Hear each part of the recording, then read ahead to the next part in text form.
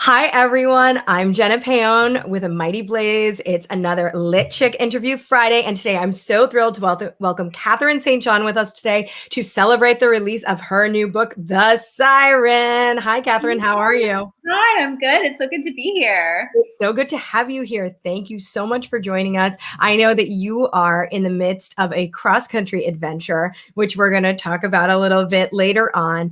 But before we do, let's just introduce you. We'll tell folks a little bit about the Siren and we'll get going. And as people join us, I just want to let everybody know if you have any questions for Katherine, feel free to put them into the comments and we will do our best to ask them throughout the interview. Awesome. Thanks so much. So today we have Katherine St. John. Katherine St. John is a native of Mississippi, a graduate of the University of Southern California, and an author of the critically acclaimed novel, The Lion's Den. Over the years, she has worked as an actress, screenwriter, director, photographer, producer, singer-songwriter, legal assistant, bartender, waitress, yoga instructor, real estate agent, and travel coordinator, but she finds she likes writing novels best. Katherine currently lives in Los Angeles, although not for long, right? We're in the midst of a move. It's actually not even current anymore. With her husband and children. And The Siren is a Good Housekeeping best beach read to add to your summer reading list pick.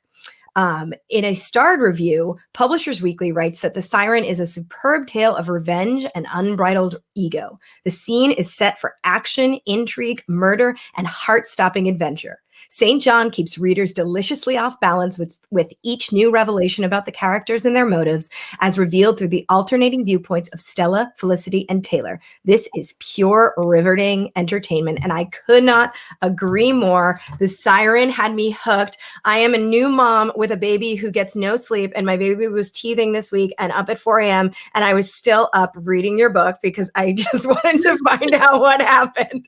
So if you can do that with an exhausted mother who only wants sleep, then like everybody's going to not be able to put this book down. It's so gripping. It's so good. Congratulations. Thank you so much. Yeah, that's so great to hear. I love it when I can give people a little break from their regular daily life and give them a little bit of an escape. 100%. From that first line, I was like, I am in the Caribbean. I am on my yacht. I have my, my sexy bathing suit on. Like I was just so feeling everything about this. It's so good. Can you tell everyone at home just a little bit about it? Obviously, we're going to be really careful in this interview because it is a mystery and the pleasure of it is not knowing quite a bit about things. We want to let things unravel, but can you give us a little bit of a taste of what it's about? There are a lot of twists and turns that are revealed over the course of the book.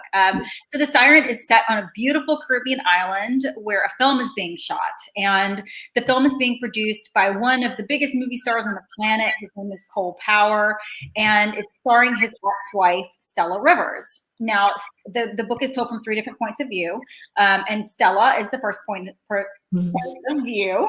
And Stella is an actress who gained fame when she was a teenager, and she was married to Cole, over a decade ago. And she really lost her career in the wake of multiple very public breakdowns. If you think of like Britney Spears back in the day, or Lindsay Lohan, the way that they were chased around by the paparazzi, struggled with substance abuse, maybe had a lot of problems, and so Stella's really trying to regain her career, and she and Cole don't get along. So the reason that he cast her in the film is one of the mysteries that's central to the novel. And for her part, she had to take the role because she really is desperate to take any role. Now, the second point of view is Taylor, who is the producer of the film. And she's also not having a great time with her career. Her last job ended in scandal. She was accused of something that she didn't do. But Hollywood is all about image, and so she's kind of unhireable at the moment. Mm-hmm. So she's taken this job working for Cole Power as well, who really just hired her to get back at her father, who is a studio exec that Cole doesn't get along with. But she, once again, is like, okay, I'll do whatever it takes. I need to get my career back on track. So she's there as well. And then the third point of view is Felicity. Mm-hmm. Now, Felicity is Stella's beautiful young assistant, and the reasons that Felicity is on the island and who she really is. That's also one of the mysteries. So they're all there. Not giving anything away. Now all the women are brought together, and at first they don't really even like each other. But they, over the course of the novel, they learn to support one another. And there's a storm that's bearing down on the island as well that is derailing the shooting of the film. Secrets and lies are revealed, all leading up to a big finale. I love it. My friend Jen Julianne, who is a fabulous author in her own right, always says that secrets and lies are the protein of fiction. And all I could think of is like, this is a big juicy steak. Like this novel is like just every like new paragraph. It's like, oh, just kidding. I'm going to, change everything that you think about this book, which I love. Like that, like your book so much, like I just felt that very much, the protein of fiction. What was the idea behind this? What brought you to this story? What made you decide to write this story right now? Well, I spent over a decade in Hollywood as an actress, and then also behind the camera as a writer and director. And so I'm intimately acquainted with Hollywood, with how films are made, and also with the different personality types that you tend to find in Hollywood. And I'm fascinated by that. I'm fascinated by the effect of fame on a person and the double-edged sword of it. I mean, for Stella, she struggles because while she really hates the paparazzi and she sees what fame has done to her, it's ruined her life, and yet she yearns for it because it also opens so many doors for her. And she remembers. Oh, dear, something's ringing. You're in demand. You're doing things on my computer. It's like calling.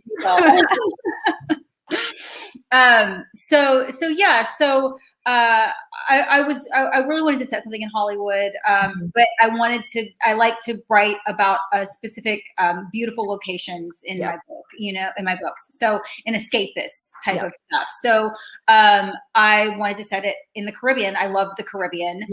And also putting them all, a film set is very insular to begin with, and putting them all on an island, a small island off of a small island in the Caribbean makes it that much more insular, and it really forces these different personality types to interact with one another, right up next to each other. And then you add a hurricane bearing down on the island, and it really is going to create some drama. Absolutely. It adds to the tension every step of the way. And you took the next question right out of my mouth in talking about setting. But can you tell everyone a little bit about Beyond the Caribbean? Obviously, this is a very good place for rich people behaving badly, which Lion's Den was a similar, Lion's Den was the Mediterranean. Here we're on this beautiful Caribbean island, which is a fictional island. But there's a lot of, you get the sense of, oh, this could be, who Cole might be. Cole is kind of this amalgamation, and we can talk about him later. And these interesting characters you do see the echoes of real life celebrity in them. So can you tell us a little bit about the island where Absolutely. One of the most fun things about writing this book was doing the research. And I spent a lot of time looking online at like overwater bungalows. I was thinking like, what would be the most beautiful place for them to be staying? And it adds to this, because just like with the Lion's Den, you think, oh, wow, to be on a yacht, how wonderful. And then you're actually on the yacht and you're like, oh, no, this isn't so nice. Especially in the island. It's like, this is an amazing resort. It's absolutely beautiful, modeled turquoise sea lapping at the shore, little open air bar, like that kind of thing. But the minute that it depends on who you're there with, and some of the personalities on the island are not necessarily people that you want to be trapped on the island with. And then, of course, when a hurricane starts coming and you're out there in the middle of the ocean, it can be pretty scary. can be tough. Yeah, it's no joke. It's very much, it makes me think of the monster in the house sort of telling of a horror story where you're trapped, you're trapped in a location, and from there the tension just increases. Let's talk about who's on the island. So as we said, you write from the point of view of three female protagonists. We have Taylor, Stella, and Felicity. The story is so complex, obviously, and it's something that really is a story that benefits from these three narrators. I'm interested in whether you can tell us a little bit about why you decided to tell this as a braided narrative, and why you decided that this was going to be, did these women just kind of pop out at you, or did you come up with the story first and then say, like, I need to kind of share this from different angles? I'm always interested in whether the story came first or the characters, and or whether they were all in one and you saw it as a complete whole. And we'll ask a couple more questions after. So with this one, I really felt like I was playing with the way that people see each other, right? Mm-hmm. So one of the big themes that weaves its way through the novel is how the press presents the characters to the world, right? Yes. So it's how, how we all look at celebrities, and maybe we're believing the things that we're reading in, People magazine or The Star or whatever it is, whereas that's not really the true story. Yep. And we also do that in our regular lives. We judge people, whether it's based on how they're dressed, or who they're married to, or where they're from. We think that we know about people. And so I really wanted to play with that, with the different points of view. And so you get to see from the world through each woman's eyes, and you get to see the other women through each different woman's eyes. And so I thought that was very interesting, because at the beginning they have all these different preconceived notions and conceptions about one another. And as the reader, you also experience that. You have the sense of wanting to judge these women. You want to judge her because she's boozy and she's a little self-obsessed and delusional. But as you get to know her, you learn why she's that way, and you open your heart up to her.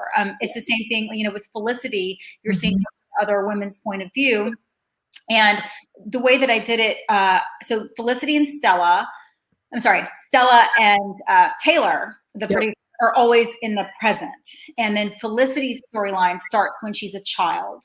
So at the beginning of the book, you're only seeing Felicity from the present day Felicity from other people's point of view. And you're seeing young Felicity through Felicity's eyes, and she ages up through the story and catches up eventually. But I thought that would be interesting too, because it's like how these other women, you're seeing her as the reader, as an adult, how these other women see her, which is that Stella thinks she's the greatest thing that ever walked the face of the earth, and Taylor's very suspicious of her. So you don't really know what to think, and you're reading about the thing that happened to her when she was a child, and how that might have influenced her today. You kind of get to make up your own mind until she catches up, and then it can turn your notions on their head. So yes, this is a long-winded way to say that doing it from 3 points of view was, to me, very necessary for the story, and because it is so much about perception, and to have it from different points of view really demonstrates that in an active way. Yes, I couldn't agree more. And I think one thing to note that's really interesting about your writing is, especially for Felicity's storyline, it's told in present tense, which is very cool. And I'm wondering, was that a conscious choice as well? Did that just happen? And I'm wondering if you could talk about that choice a little. Yes. So writing a child, because Felicity starts off as a child. Children are much more the way that they I wanted her thought process to be more immediate, more present. Also, the first person point of view.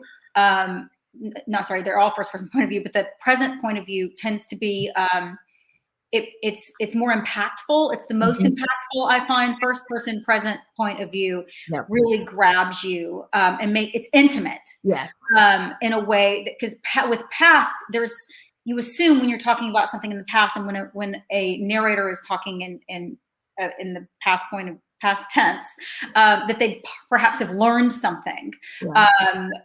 But we don't know when they're talking present what they're going to learn or how it's going to turn out, or whether they're even going to make it through the whole book.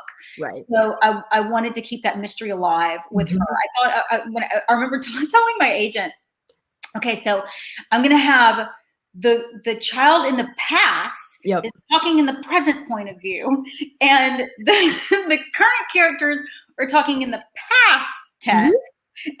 But it's all going to work, I promise. I mean, I think it's a strong choice. I'm working on a book with dual timelines, and my person in the past, I've been writing in present tense as well, which is why I'm like, I think this is such, and my current characters are all in past tense. And I think it's a really strong choice because it's like the past is always with us, and the past, like, and you don't know there, it adds to I think it's a great choice. It works for me. Really. I'm glad to hear you're doing the same thing. I'm like, I totally validate your choice is validating my choice. So I'm like, but on that, so you do write all three women in first person as well. Did you have a particularly easy or hard time with any one of the characters, or did they all sort of spring out to you, kind of in the same way, or was it interesting? With writing three different characters all in the first person point of view, you really have to make sure the entire time that their voices are different. And that also is, writing one of them in present tense and writing the others in past tense. At least when you're reading the one in present tense, okay, we've got Felicity because she's in present tense. That helps with differentiating their voices. But you always really have to make sure that they speak differently, that they think differently, that the words that they use are different. Their turns of phrase, the way that they think about the world. And so for me, I think at first, the one that I found the most fun to write is Stella, because she has a sense of grandeur, and she's boozy, and delusional, and kind of sad, but sad, but also in like in a fun way, like in a Hollywood way, kind of like a Norma Desmond, Sunset Boulevard. She thinks she's really old. She's 40. I know, that's like you're always like kind of picturing her like, like it's very like streetcar. It's like very blank streetcar, and like. But she's 40. And I'm like, wait a minute. Like, she's not that old.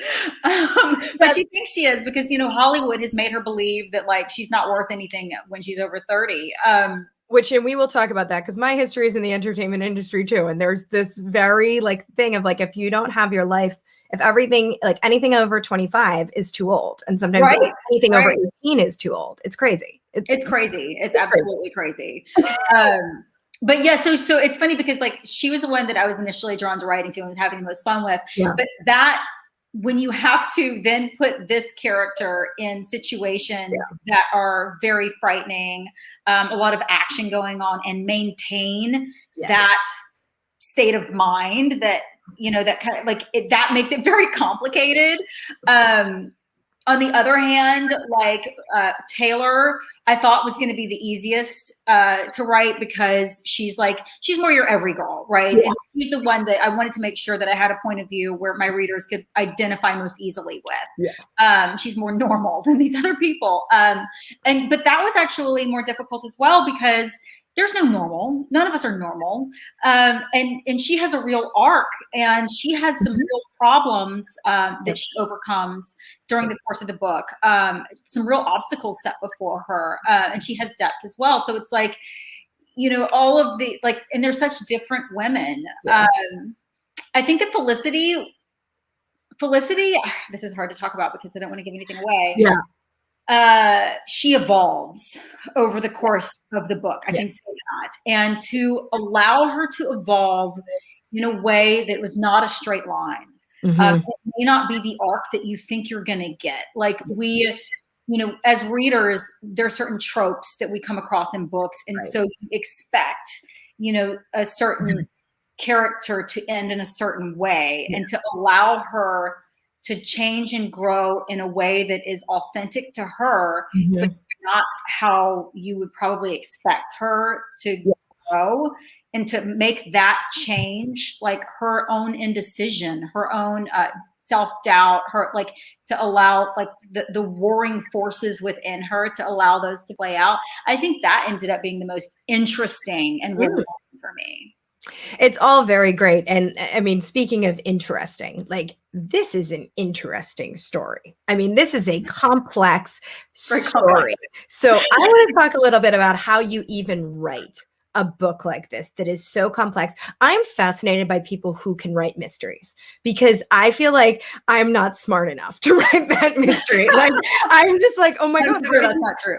You know, like, but so I'm so interested in the actual construction of the mystery. Like so where do you start as a writer? And do you start at the end knowing like, I want to get to this end point? Or do you start with the situation and write sequentially? Do you start with the backstory and write the backstory first and like write the mystery first and then go back and write the pages? Do you have a million note cards out? Do you have charts? I would love to hear how you go about constructing a story like this. Yeah, absolutely. The seed of an idea comes to me first, right? So I knew I wanted to do something set in the Caribbean and something in the world of film. And so that's the seed of the idea. And then I start playing with teasing out like, and who are my characters going to be, and what's the mystery central to it. And that, in that process, it's a lot of me like walking around and thinking, you know, and really not talking to anybody. And I'll just be like lost in thought. And then I start writing things down, and some ideas I can't ever quite get them. Like I know where they start and where they end, but I can't like, I'll get like halfway there or 3/4 of the way there. And then I can't like quite like piece it together to make it work in a real way. And I'll just set that aside. Maybe I'll circle back to it. Maybe I won't. But once I have gotten it kind of worked out, I'll do just like a Word doc where I write it all down. Right. Kind of like, you know, it's not necessarily chapter by chapter, but it's not anything that would ever show anyone, because it's not written like pretty or anything like that. This happens, and then this happens, and this happens, and then she needs to think about this, and you know, it's like all that kind of in order. And then with this one, because there were 3 different points of view, I got note cards that were color coordinated. Nice. And I wrote down Stella, Felicity, and Taylor on different colored note cards, and I wrote out their story. And then I placed them, because it pretty much goes like in order of them talking, but not totally. Like the same woman never talks twice in a row, but it doesn't always go like, you know, Stella, Taylor, Felicity, Stella, Taylor, Felicity. It's like, you know, it'll be like Stella, Taylor, Felicity, Taylor, Stella, Taylor, Felicity. Like, you know, so it's like you need to make sure that they're all dovetailing off of one another. With Felicity in the when she's a child, I wrote that separately. Yeah. And I made sure I knew where it was going to go. But that was its own separate story until it catches up. Whereas Taylor and Stella, I flipped back and forth, because they're often handing the story off to each other. So like you'll start a scene and you're with Taylor, and then her chapter ends, and then you're picking it up from Stella's point of view. So, which is interesting, because you're seeing it from 2 different points of view, but I never wanted to tell the same information twice, because that can get boring. So it was definitely complicated. It's hard. It was definitely complicated. This just in writing books is hard. It is. It's rewarding. It's definitely rewarding. Yeah, you got to really think about it. Okay, so let's do a fun one, since I made you go all structure-y. And I see this happening in the comments too. So like, I know that everybody wants to know. Let's cast the book a little bit. Let's cast the book. Who's playing Stella to start? I have some different ideas for Stella. I could see Christina Hendricks, I think would be an amazing Stella. You know, from Mad Men. She's got a glamorous old Hollywood thing. I think she could really do a great job. I also think that Mila Kunis could be great. And I know that she is traditionally a I know that she's traditionally more of a comedic actress, but I think that she would be fantastic. You're freezing a little bit. Am I okay? Yeah, I'm not sure. I think you're all right. I think you're okay. I'm not sure what's happening. Yeah, so I had a power outage yesterday in the middle of the day for no reason, so I'm hoping that's not. I had one when I was doing one of these yesterday. Did you? It disappeared. The power went out. I lost my internet connection. I lost power, and then I had to it finally came back on after like 2 minutes. Luckily, everyone waited, but I was like, oh no. It's the worst, right? People, I know, like, come on, we're in a pandemic and we need to do our online interviews. We really need like the power and the internet. Can't control the thunderstorms. Yeah, right. Anyway, sorry. So we've got Christina Hendricks and or Mila Kunis for Stella. Let's talk about. There's also, I mean, like, for example, like God, Nicole Kidman would be great. I had like Nicole Kidman was honestly who I was thinking of for her. It's that vulnerability thing. Yes. Yeah. Like it's that like sort of like fragile brokenness, but like there's real depth and strength underneath it. Yes. What I was thinking. I think that's a role that like any actress is going to want to play because there's so much meat to sink your teeth into. Julianne Moore would be great as her too. She's a little older than the character. But also like I think that like also like these actresses that we're talking about are all gorgeous, and so like the idea and we all know actresses love to like to dress themselves down and dirty it up for a role, So I would love to see like what the makeup people did to like make Nicole Kidman not look just stunning all the time. Yeah, right. All these actors, it's hard to think of them looking a little broken because none of them look broken at all. Let's go Felicity now. Okay, Felicity. I would actually. Felicity in the book is written as Caucasian, but I would love to see Felicity. I would love to see her be perhaps mixed race. I think that it would be a very interesting choice to have. Her mother, Iris, plays a big role in this book as well. And Iris has been she was ostracized. She got pregnant when she was 17. And I think it could be very interesting for maybe race to play a role in that.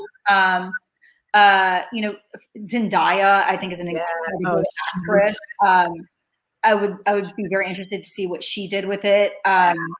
She's so good. I love she's great. She has that Siren quality like that. Well, it's that like there's definitely an All About Eve kind of relationship between Stella and Felicity. Yes. And so you don't know what Felicity is up to, what her intentions are.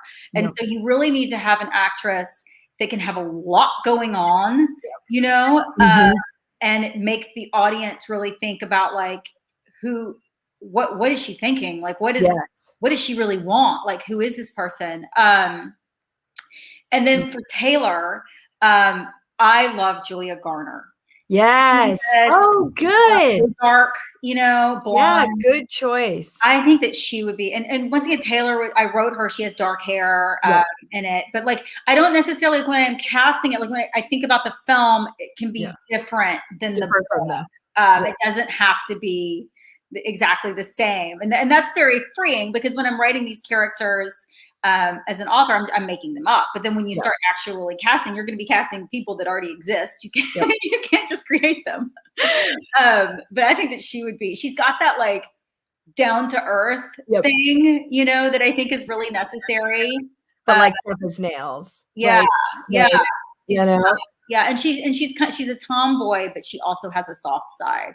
I thought that was one of the things with Taylor that was great, was giving this tomboy this secret soft side where like she has a secret. She likes to read romance novels that that would just be the most embarrassing thing for her ever to tell anyone, but I feel like it humanizes her. And that was one of the things for me in writing this, is having sides to these characters that aren't what you would expect. For example, I definitely didn't expect some of the things. Everybody's got secrets. Some of them are bigger than others. How about Cole? Can we cast Cole Powell? Oh Power. man, Sorry. Will Power. Like somebody yesterday said Josh Brolin, which could be really Oh, interesting. yeah. I would love to see Brad Pitt play a Yeah. role like this. Like I don't know. He's definitely never played a role like this. Yep. Johnny Depp might. Johnny Depp was my. Yeah. I was like, he is Johnny Depp and Tom Cruise mixed together, like in Oh my head. yeah. Like, Tom Cruise, I think, is a little too old at this point, but oh, definitely. but it's definitely like a Tom Cruise, like Yeah. that, that kind of huge movie star, like, and that's also one of the big mysteries, to the novel is like, why is he doing this $3 million film, Right. which he's producing it and paying for it. His son, Jackson Power, is producing it. Yep. And I could see like Cole or Dylan Sprouse playing Yeah, good. Jackson Power. Yeah. Kind of artsy, sexy. Yeah.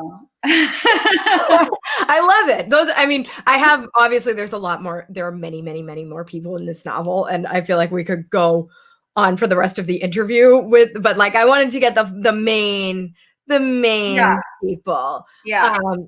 Let's talk about the title a little bit. The Siren. I mean, it's so appropriate. It's so sexy. Can you talk a little bit about, did the title come first and then the book, or did the title come after the story was already in place? Give us a little bit of. Well, the Siren, I mean, it works on 2 levels, obviously. 3 actually, because the name of the film that they are shooting is called The Siren. Yep. And obviously you have a film siren, a siren of the screen. So it works on that level. And then of course the sirens were the women who'd sing from the rocks and lure all the sailors to their death in Greek mythology. So it really works on a lot of different levels. I played with the title The Muse as well, but that's not that. This siren is much more powerful than Muse. A Muse is someone who gives someone else artistic prowess, right? Whereas a siren is someone who uses her power to lure the sailors to their death. So, so I thought that the Siren works a lot better than the Muse. But those are the only 2 titles that were ever really in play. But the Siren is, and it's funny with the Lion's Den. The Lion's Den was the title from the very beginning. Yep. And we went through with the publisher. I went through like 400 different. They wanted to change it, and we went through like 400 different titles and circled back finally to the Lion's Den. With the Siren, it was always, everyone always agreed from the beginning, okay, it's the Siren. Yeah, absolutely. So, I can't think of it being titled anything else. Honestly, I'm like, wow, this is just perfect. And as soon as you guys read the opening paragraph, it will just, I love a book when I read the opening paragraph. I'm like, yeah, like this author is in it. This author is in the zone. They know exactly what story they're telling. They know exactly and it immediately reinforces my sense of the title, everything. Like it all works. I always think about that. I try and think about and that's something from film, you think about your opening image and your closing image and how are they different? Yep. And that's something that I really wanted to start with this is with that opening image. And so let's talk about that, because you have such a history in the film industry, acting, directing, screenwriting. I started off in the theater film world as well, acting, writing, directing, same kind of thing. And I think it shows in your, and great. And our friend Alex is curious how Kat's own film acting experience informed this novel and informs how you look at a story in general, because I do feel like you look at it with a directorial perspective. I do feel like I'm watching a movie as I read, which is one of my favorite experiences as a reader. So can you talk a little bit about how your background influenced this book and influences your work in general? Absolutely. I think that, my background, I was training as an actor from so young that is very much ingrained in me, the technique, getting inside the head of a character. And one of the things that I've talked about in the past that I'm really adamant about is never judging your characters, allowing them to be who they are and to have their struggles, because we're all starring in our own movies, right? Like we're all the star of our own stories. We're all our own heroines. And they have reasons for all the things that they do. They think that they're right. Yeah.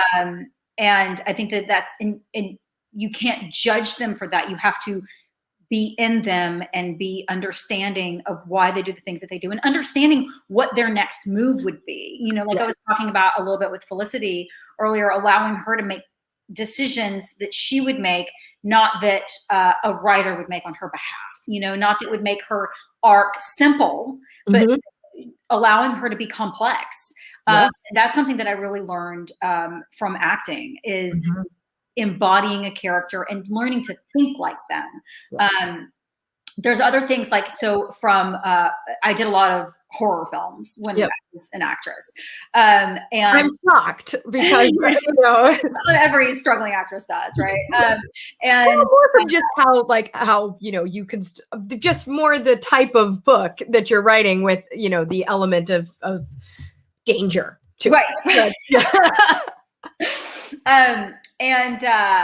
You know, one of the things that you learn on a horror film set is, you know, because a lot of these are like lower budget, whatever, they don't have like on a big film set, you've got like 1 million people, everybody has a very specific job, everything is like really planned and thought out, and you know, but on a less expensive film set, you have to think for yourself.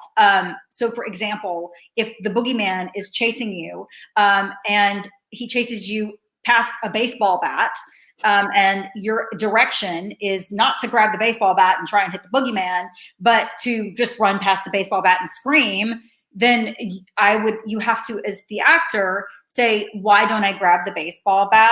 You know, you have to look out for yourself in that way. And then that also translates as a director, when you are directing a film, you have to make sure that there's no jumping the shark, right? There's why would she not do this? Why would she not do that? So that really helps with with setting the stage and with making sure, especially when you're leading up to a big climax, if it's a situation, for example, where it's like, well, why don't they just call the police? You know, like that's something that like happens oftentimes in books, and you're like, I don't understand. Like, you should definitely be calling the cops right now. You know, like out of there, don't run into the shed. You know. So it definitely influenced me in that way with everything from like, you know, from setting to getting into characters' heads, making sure that there are obstacles that they need to overcome, like with romance, for example. I love putting romance in my books because that to me is also an element of a page turner, you know, of course, to get together, like, and how is it going to play out? And the chemistry is really fun to live. But you can't just have two characters that just, you know, even if you know, like, oh, this guy and this girl are definitely going to get together by the end of this book, you have to put obstacles in between them. You can't just let them get together on page 5 and the book's over. Like, you know, it's not as much fun. So creating obstacles for whether it's a romantic relationship or a thriller aspect of it, mystery aspect of it. Why can't this person just tell the other people their secret? You know, you have to create those obstacles. I love that. And that's something that I learned all of the things that I learned. I feel like I go off the rails talking about it because I spent so much time in the film industry that I did learn all of these things, either from like screenwriting or from working on set, from getting into characters' heads. So it really does come back to my background, which is in film. And it's all storytelling, right? It's all storytelling, and it's all different sides.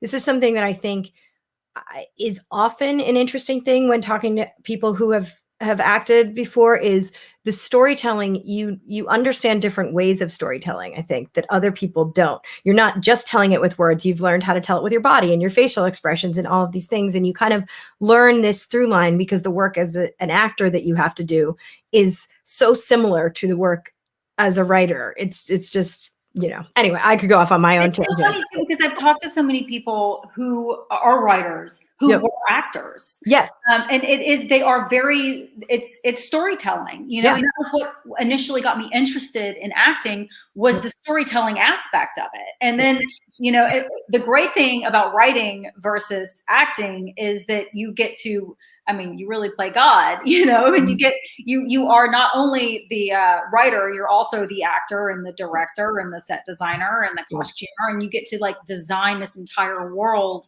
and have complete control over it. Whereas film is a much more collaborative art.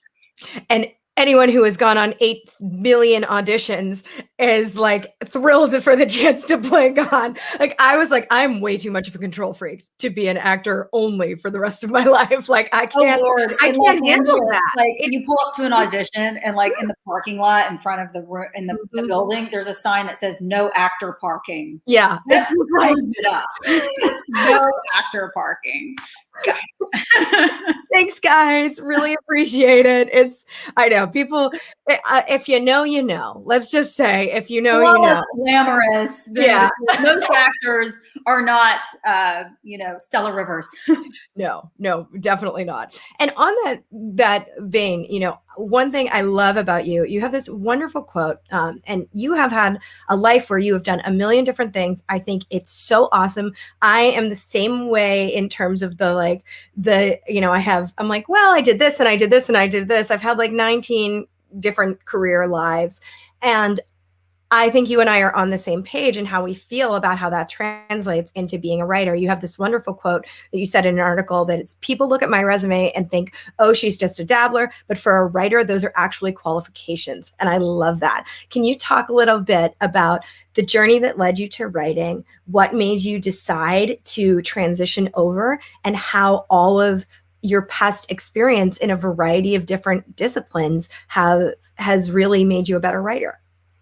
I think that I had always wanted to write. I'd always had in the back of my mind, if I could do anything, I would write. But I didn't think that it was, something that was really possible, which is hilarious because I guess I thought that acting was something that was possible. Right? I don't know. The odds are like way better for writing. I don't know. But all of the things that I have done have not only taught me about that thing, whatever it was, whether it was, working as a legal assistant or a real estate agent or a yoga instructor, but they've taught me about people, about how people interface, how people deal with one another, what it feels like to be a waitress, versus what it feels like to be a yoga instructor. They're very different. And it gives me an understanding of people better, having these different points of view. I think that if you do one thing your whole life, not that there's nothing wrong with that, but it gives you one point of view. Yeah. You have a tendency, if you live in one place your whole life, you have a tendency to think that that's what places are like. Yep. Whereas if you travel or you live in multiple places, you realize that even just within the United States or within different towns in the same state, there's different ways of living. There's different ways of being. There's different social norms. And those things really affect a character, and they affect the story that can take place in a certain world. That's one of the big things for me about writing. One of the things I start with is, okay, what world am I in? Yes. And that world and how the people in that world interact with one another is going to be different from world to world. Yeah. Oh, I love it so much. Speaking of travels, you've been on a cross-country adventure. Can you tell us a little bit? Oh yeah, in deep South to California. What was the biggest culture shock? Although you're from the South, you're from Oxford, Mississippi, originally. But can you tell us a little bit about some of your travels? I know you're relocating, but tell us about we're all like desperate to get out of our houses, and I'm like soaking up your Instagram. Please follow Katherine, by the way. She's at the Cat St John on socials. So follow, live vicariously through her. But tell us a little bit about your trip. Yeah, I'm actually originally from Jackson, Mississippi. And I went out to California, to the University of Southern California. And I stayed in Los Angeles for the past, over 20 years I've been there. And I am now in the process of moving from LA to Atlanta. Mm-hmm. My husband's from DC, and we really wanted to be, closer to families. We have 2 young children. And during the pandemic, we just realized, just how far away we were from our families. So yeah, we left Los Angeles like a week and a half ago, and we drove across the country. We went to Palm Springs, Sedona, Santa Fe, Amarillo, Fort Smith, Arkansas, and we landed here in Oxford, where my parents now live. And then next weekend we'll make it over to Atlanta, and then up to DC. We'll be all over the Eastern Seaboard this summer before we actually end up in Atlanta for the fall. But someone asked what the biggest culture shock was moving from Mississippi to LA. I think it's the in the South, people are very friendly and polite, whereas in LA, people are very laid back, which doesn't mean they're not friendly, but it's a little bit more. They're minding their own business, right? In a big city, people are more like, there's so many people that you can't stop and talk to everybody, or you never get anything done. So I think that people in a big city, like there's a lot more keeping to yourself. Whereas in a smaller town, there's a lot more networking that goes on. And talking to different people. And it's funny because when I was younger, I loved, a big city was like perfect because I wasn't looking for a sense of community. I was looking for a sense of individuality and expressing myself and, having a large pool of men to choose from for dating. Now that I'm married with kids, I'm like, oh, this community's really nice. Yeah, you don't need it once. I know. My husband and I moved to LA I understand why living in a smaller place is also very attractive.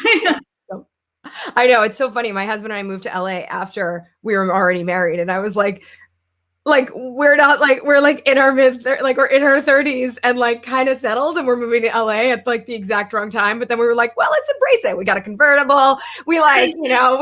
We went to the Grammys. Like we did all this the fancy like LA stuff. It's a different lifestyle, and it's an adjustment there and an adjustment back. It'll be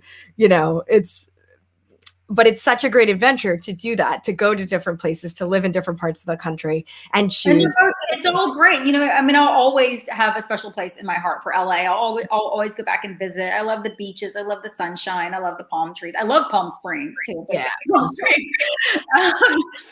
But I love the South, and I love the trees, and I love a thunderstorm, which is not something that you get in the West, really. No.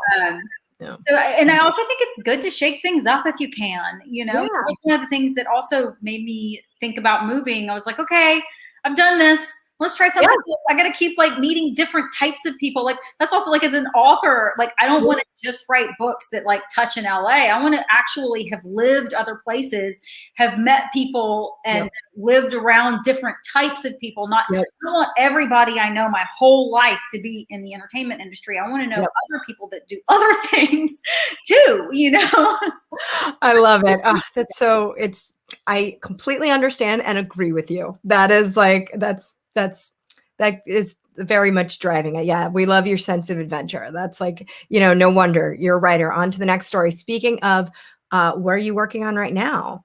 Can you give us my third book is about a girl who inherits her uncle's estate when he dies unexpectedly, and goes down to his funeral in the Mexican jungle to find his wife running a cult in the Mexican jungle. And so it's Cult in a Jungle book. It's my Cult in a Jungle book. No, I love it. There's a very dark corner of your mind, which I really appreciate. There's I really do appreciate it. It's it's very it's I kind of, if people aren't familiar with your style yet, if they haven't read The Lion's Den, like I sort of feel like there's like this very like Mr. and Mrs. Smith, like, and Angelina Jolie aspect to your writing, which I like so appreciate. It's like, it's like super steamy and like so dangerous. And even the writing is like this. And I wonder if you can talk for a moment just about what you think, how you think atmospheric writing comes about, like that kind of, to create that kind of tension on like a sentence level. Again, is that something you consciously think about, or is that just the way the words come out of the page? And, you know, this is just the way you're able to like kind of, that's your authentic, I mean, obviously it's your authentic voice either way, but is that something that, you know, did you know it was going to be like steamy thriller mysteries that you were writing at first? Or did you think, I just want to write books and this is the book that came out? And like, I guess these are the kinds of books that I write. Like So interestingly, in one of my many careers, I did fashion photography.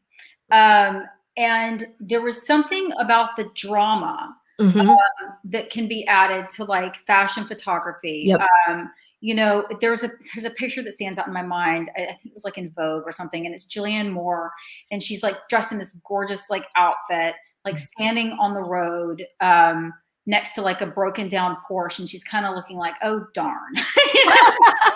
Oh darn, my Porsche is broken. There was something about like the glamour of that, or like, okay, Taylor Swift, her music video,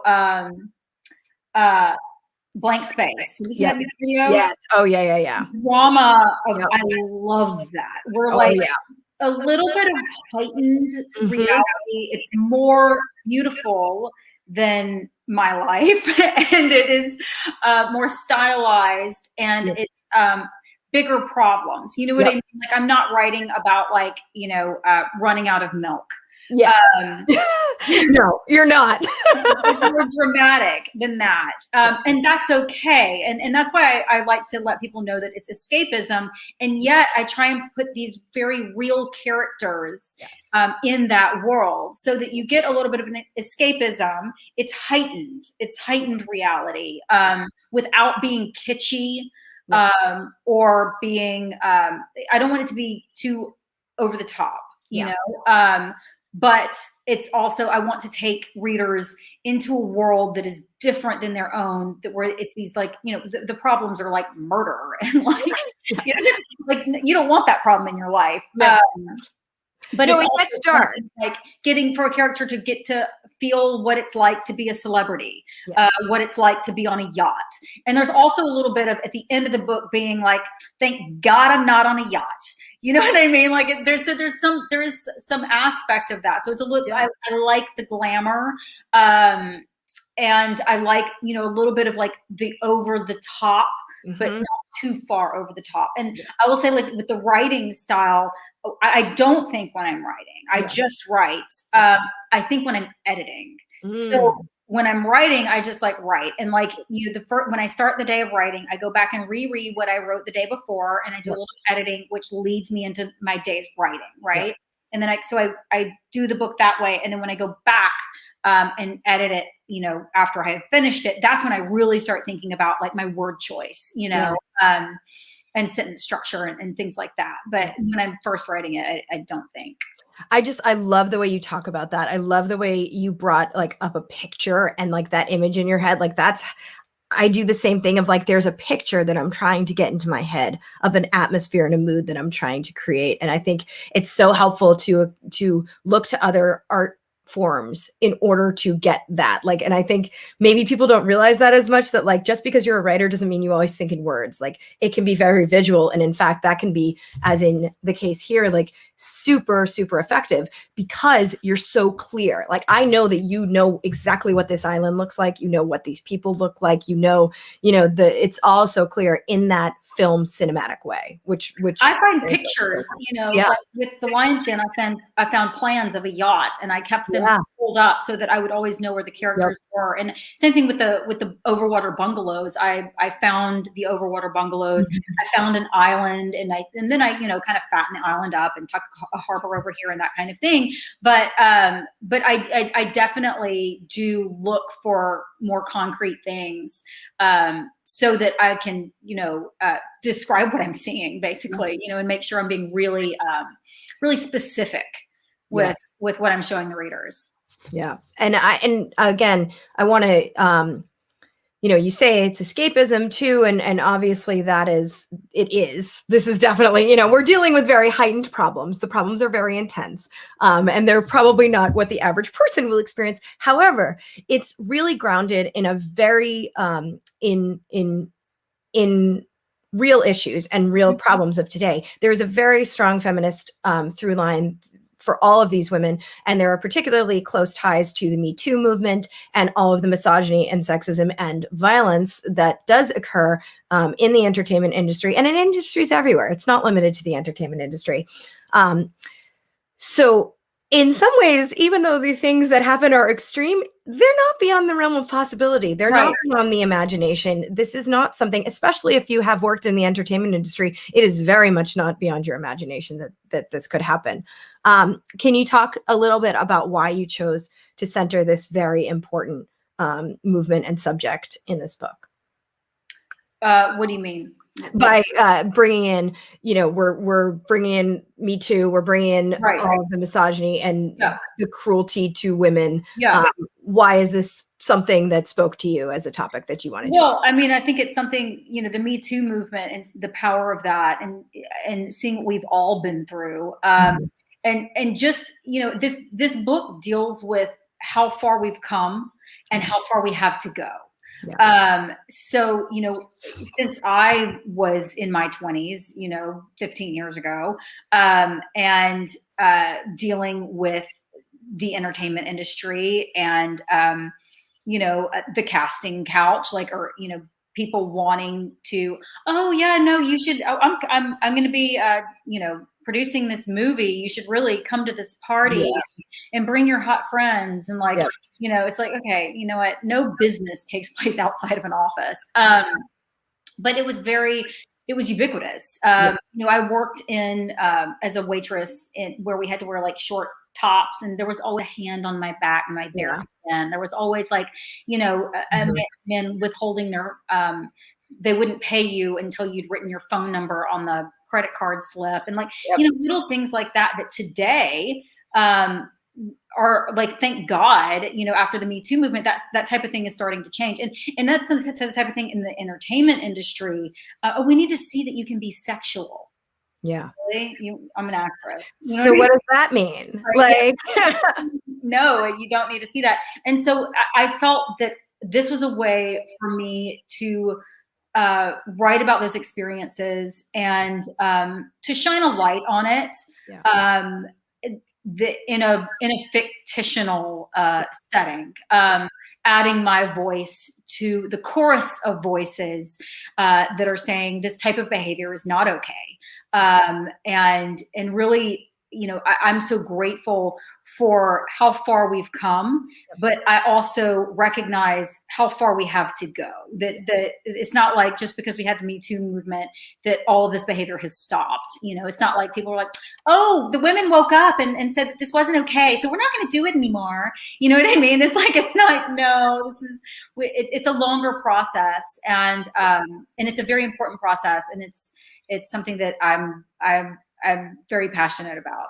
I love it. This is so great, Katherine. We're almost out of time. I want to encourage everyone to go out and pick up the Siren. It's out now. Do you want to give folks a little shout out to an independent bookstore where they can get some autographed copies, some signed copies? Square Books in Oxford, Mississippi has autographed copies. They have a couple of copies of The Lion's Den as well. And Poison Pen Bookstore in Phoenix, Arizona also has signed copies of both The Siren and The Lion's Den. I love it. And one last question. If you were to play any one of these three women in the movie yourself, who would you most want to play and why? Stella. Easy question, right? I would love to play Stella. It'd be so much fun. Well, for anyone out there who wants to make the movie, I mean, I'm hoping that there may already be a movie in progress. If not, we hope it'll happen soon.